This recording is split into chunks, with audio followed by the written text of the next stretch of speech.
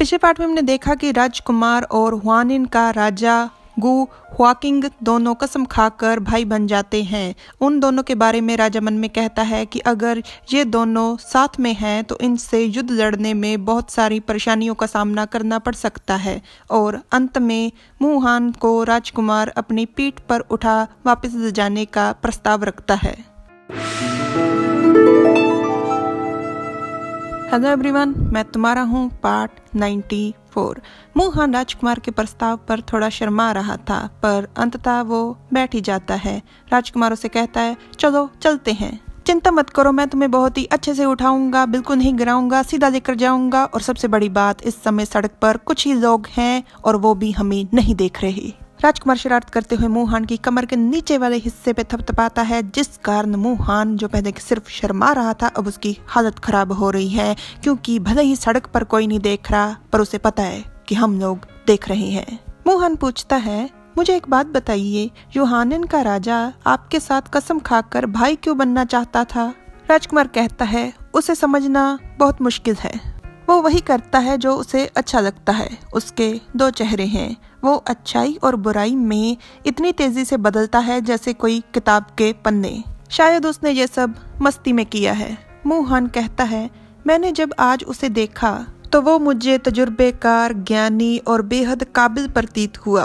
वो अक्सर ही मुस्कुराता रहता है, वो देखने में काफी सरल लगता है, जिसके साथ दोस्ती करना बहुत ही आसान है। ऐसे लोग दूसरों में बहुत ही मशहूर होते हैं। राजकुमार कहता है, हाँ, अभी जो दक्षिण पश्चिम और दक्षिण पूर्व की जागीरदारी खत्म हो गई है तो हुआनिन के राजे को अपनी पड़ी होगी, पर राजा होंगजियांग के स्वभाव के अनुसार आज नहीं तो कल हुआनिन की जागीरदारी भी खत्म कर दी जाएगी।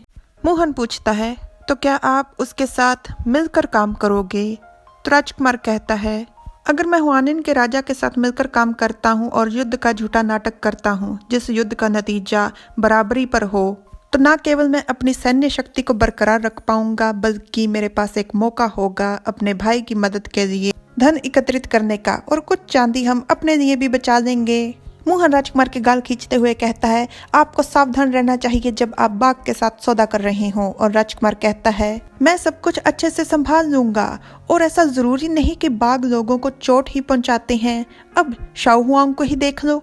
मुहान हंसते हुए कहता है, ये बात आपने बिल्कुल सही कही, जब तक आप इस छोटी सी चीज को सूखा मीट देते रहेंगे तो ये आपके लिए कुछ भी करने को तैयार हो जाएंगे, यहाँ तक कि अपनी खाल दे देगा आपको कंबल के रूप में इस्तेमाल करने के लिए। राजकुमार कहता है, जुनकिंग, बहुत देर हो गई है, अच्छे से पकड़ लो, मैं अपनी रफ्तार बढ़ाने वाला हूँ। मुहान कहता है, ठीक है। मुहान बहुत खुश था।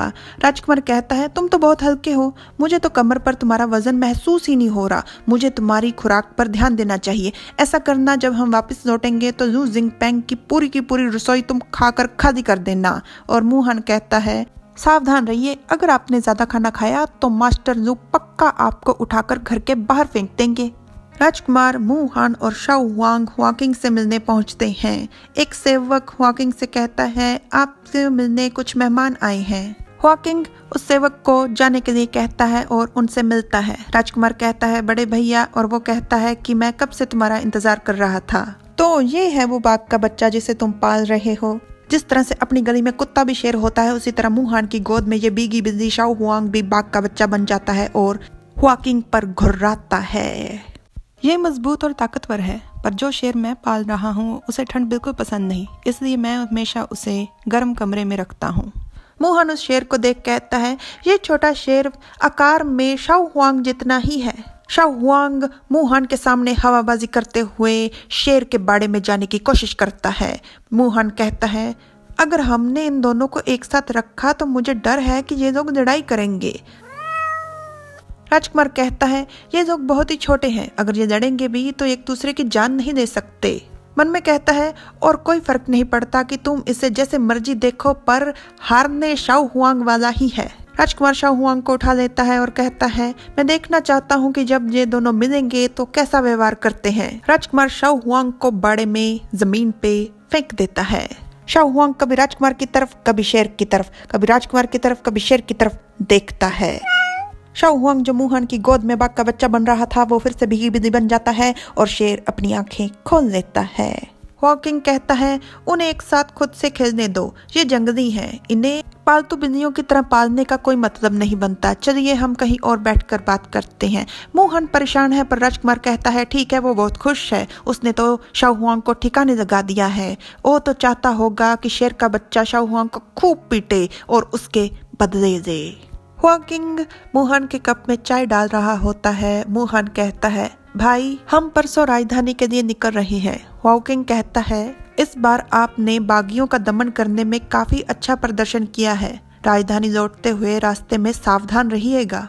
मोहन और राजकुमार एक दूसरे की तरफ देख मुस्कुराते हैं। राजकुमार मन में कहता है हमारी सराहना करना, हमें रास्ते में सावधान रहने की सलाह देना, ये सब कहकर ये हमें अपने अच्छे इरादे प्रकट कर रहा है और कहता है बड़े भाई हमने कसम खाई है तो इसलिए मैं आपके सामने घुमा फिरा कर बातें नहीं करूंगा।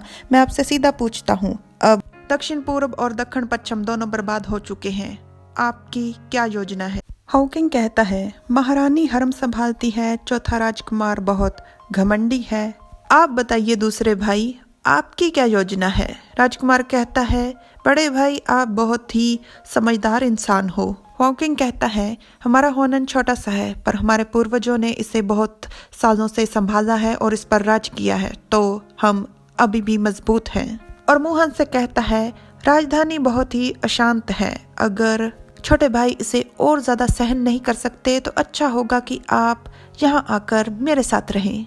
राजकुमार चिढ़कर कहता है कल वाली लड़ाई तुम्हारे लिए काफी नहीं? हॉकिंग कहता है मैं मजाक कर रहा हूँ। मोहन कहता है अगर बड़े भाई भी यहाँ पर सब चीजों से ज्यादा परेशान हो जाएं तो कभी आइएगा हमारे साथ रहने राजधानी में। राजकुमार मुस्कुराकर मन में कहता है देखा जुनकिंग और मैं परिवार हैं। हॉकिंग कहता है मैं कल जिंगशाओ का भाई बन गया हूँ, जिंगशाओ अमीर है, इज्जतदार है, जाहिर सी बात है अगर भविष्य में मेरे पास रहने के लिए कोई जगह नहीं होगी तो मैं जिंगशाओ के घर पर ही रुकूंगा। कितनी अच्छी बात है कि मेरे पास कोई है मुझे सहारा देने के लिए। राजकुमार मन में कहता है ये सच में बहुत ठीठ है। हॉकिंग कहता है चलिए ये सब बातें बहुत हो गई, दूसरे भाई आपकी भविष्य के लिए क्या योजनाएं हैं?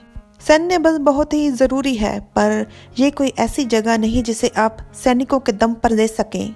राजकुमार कहता है मैं जानता हूँ कि मैं राज सिंहासन के काबिल नहीं हूँ, मैं उस पर नहीं बैठ सकता और मैं यहाँ पर अपने भाई का रास्ता आसान करने आया हूँ। हॉकिंग हैरानी से कहता है तुम्हारा भाई? Like, subscribe, comment. Thanks for watching.